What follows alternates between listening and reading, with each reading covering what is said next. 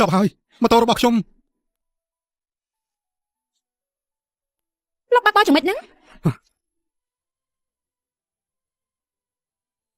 គឺគាត់ហេតុអីបានគាត់នៅទីនេះបាត់ស្ដាំមកច្បាស់ឆ្លាក់ចំទៅតែបានតែបានក្មេងប្រុសម្នាក់ជួយសង្គ្រោះរូបរាងរបស់គេពិតជាតែចិត្តខ្ញុំអញមកឈ្មោះអីដែរបងស្រីខ្ញុំឈ្មោះឈីសេងប៉ុន្តែក្មេងប្រុសនៅពីមុខខ្ញុំនេះគេគ្មានស្នាដៃដងទេហេតុអីបានខ្ញុំមានអារម្មណ៍ថាគេគឺជាក្មេងប្រុសម្នាក់នោះដែលខ្ញុំកំពុងតាមរកអញមានឈ្មោះអីដែរបងស្រីខ្ញុំឈ្មោះជាងយ៉ាងអាយុប្រហែលពេញវ័យហើយមែនទេអាយុ21ឆ្នាំជានិស្សិតនៅសាកលវិទ្យាល័យពេកាំងគេនៅជានិស្សិតមហាវិទ្យាល័យនៅឡើយបងស្រីខ្ញុំដឹងថាខ្ញុំខុសដែលធ្វើឲ្យប៉ះឡានរបស់បងអញ្ចឹងប្រាប់ខ្ញុំមកតើអស់ប្រហែលចាំខ្ញុំចេញសងមិនខ្លាំងទេត្រឹមតែ20,000យួនគឺគ្រប់គ្រាន់ហើយថាម៉េច20,000យួន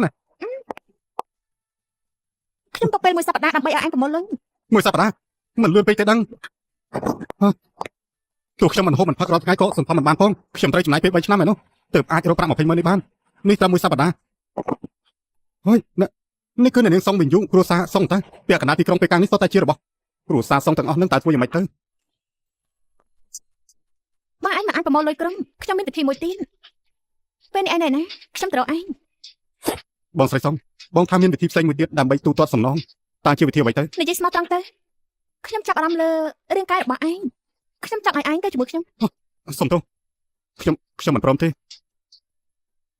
20,000យួនឲ្យលុយសុទ្ធឬកាន់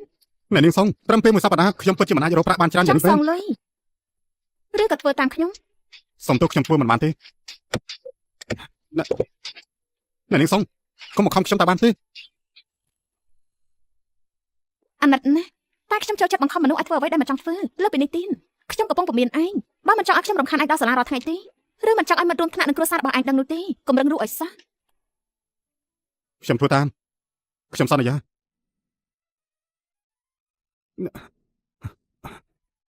ប្រសើរមែនទេមើលទៅសង្ហាន់ណា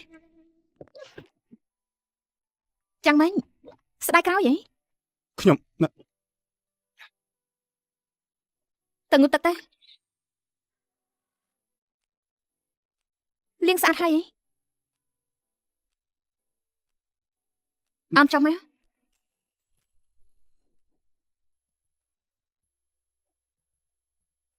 ថើបខ្ញុំ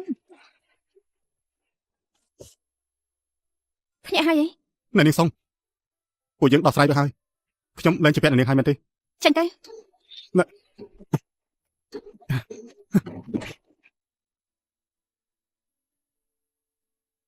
សៀងចាងអញមិនអាចគេចផុតពីខ្ញុំបានទេ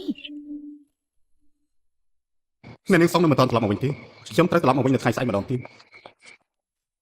យ៉ាសាន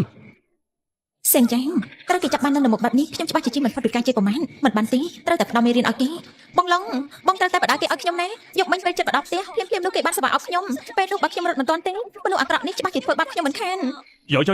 សំណប់ចិត្តកុំបារម្ភអីចាំបងឡុងបដៅវាឲ្យអូនពួកលោកចង់ធ្វើអីសំណប់ចិត្តតើអូនចង់ដាក់ទោសវាយ៉ាងម៉េចតោះដែលគេចង់កេងចំណេញពីខ្ញុំត្រូវកាត់អណ្ដាតវាយបំបាក់ជើងរបស់គេតោះតែបែបនេះតើគេមិនធ្វើអាក្រក់ទៅថ្ងៃក្រោយទៀតតែបានលឺទេនេះគឺជាផ្ទះវិឡាឯកជនលោកមិនក៏ហ៊ានធ្វើបដិបត្តិបែបនេះអាក្មេងតូចអាយក៏មកសួរយើងថាច្រើនណានៅតំបន់ខាងជើងនៃទីក្រុងប៉េកាំងទាំងមូលអ្នកណាថាមិនស្គាល់ឈ្មោះឡុងខឺយើងនោះលេខខ្ញុំទៅឆាប់លេងគេភ្លាមអ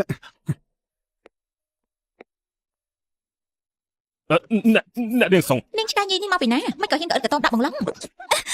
ឆាប់អត់មកទៅអ្នកនាងសុងថ្មីរបស់ខ្ញុំស្គាល់ទៀតខ្ពស់នាងមានតែភ្នែកអត់ស្រីទេពួកឯងនៅដល់ណាទៀតមិនកំឡៃទៅត្រូវវាយបំបាក់ជើងសិនទៅរៀងចាំងហ៎អ្នកនាងសុងខ្ញុំខុសហើយអ្នកនាងសុងលើកឡើងខ្ញុំដល់ទៅកុំឲ្យខ្ញុំឃើញលោកនៅពេលកាំងម្ដងទៀតអីសោះបើមិនដូចនេះទេបាទខ្ញុំមិនទៅឆ្ងាយខ្ញុំមិនឲ្យឃើញទេ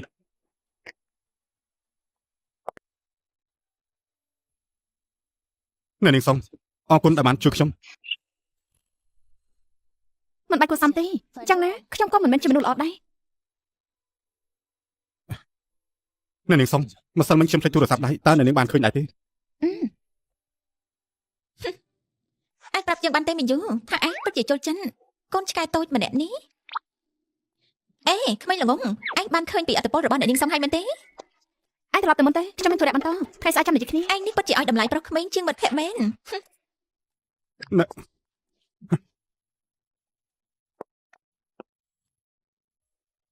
អេណែអ្នកនាងសុងចង់ធ្វើអីទៀតហើយ បងស្រីមិនចង់បានអីទេគ្រាន់តែចង់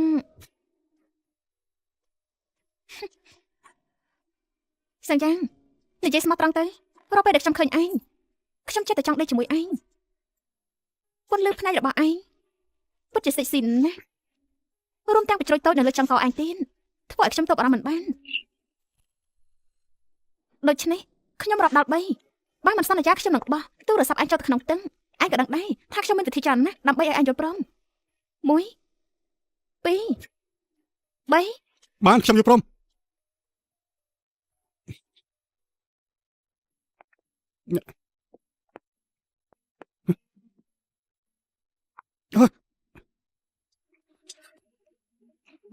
អ្នកនាងសុងអ្នកនាងចង់ធ្វើអីទៀតហើយ សកម្មភាពបែបនេះមិនមែនលើកទី1ឯងនៅមិនយល់ទៀតទេ គឺខ្ញុំមិនចង់ក្បត់ខ្លួនឯងទេ ប៉ុន្តែនៅយប់នោះខ្ញុំធ្វើឲ្យឯងមិនពេញចិត្តទេបើអញ្ចឹងយប់នេះខ្ញុំនឹងធ្វើតាមឯងយ៉ាងម៉េចសោកស្ដាយនៅពេលនេះវាយឺតពេលហើយអោបខ្ញុំមក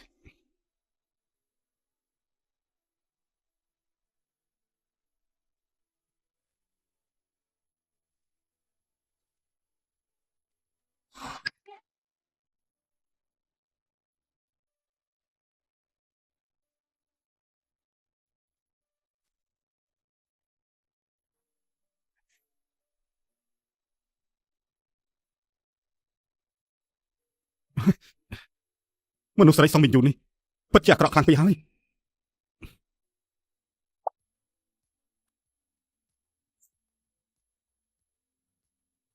ជួបគ្នាពេលក្រោយ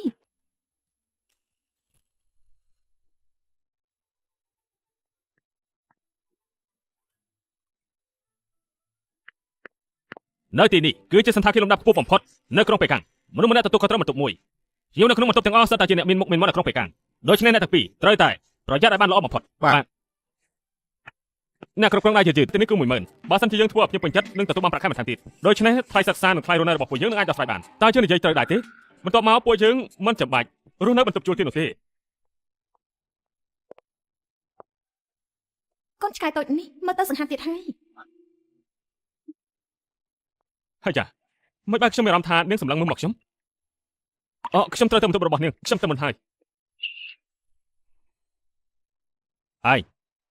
មកផឹកស្រាលើតុនេះទាំងអស់អស់ទៅ ស្រានេះគឺច្រើនពេកហើយ យើងប្រាប់ឯងឲ្យឯងផឹកទៅបើបងលីឲ្យឯងផឹកទៅចាំបាច់តវ៉ាធ្វើអីបងលីខំមានទឹកចិត្តឯងមានសមត្ថភាពទេវាទេ បើខ្ញុំផឹកស្រានេះអស់ប្រកាសជាស្លាប់ជាមិនខានទេ ចាំវាឲ្យជាប់ទៅមិនច្រកស្រាវាផឹកឲ្យអស់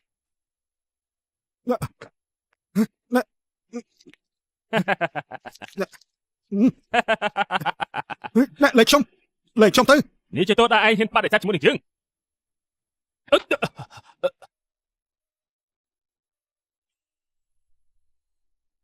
ហ៊ានធ្វើយើងឈឺផងឯងដឹងថាយើងឈឺណាស់ទេ មិនអីទេ មិនអីទេ អ្នកនេះសុងអ្នកនេះមិនអីទេ ខ្ញុំមិនអីទេ អ្នកនេះសុងអាក្មេងម្នាក់នេះមិនស្ដាប់មកគាត់ខ្ញុំកំពុងតែបង្រៀនវា មិនសមហេតុផលលោកឲ្យខ្ញុំផឹកស្រាទាំងអស់នៅលើតុនេះ ហ៊ានធ្វើបាបមនុស្សរបស់សងមីនយូខ្ញុំនឹងឲ្យលោកស្គាល់មេរៀនខ្លះចង់ផឹកណាស់មែនទេលើកស្រាមកដាក់លើតុ40ដបមក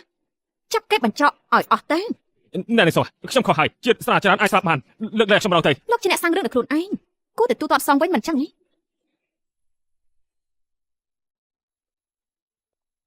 អ្នកពួកឯងចាំធ្វើអី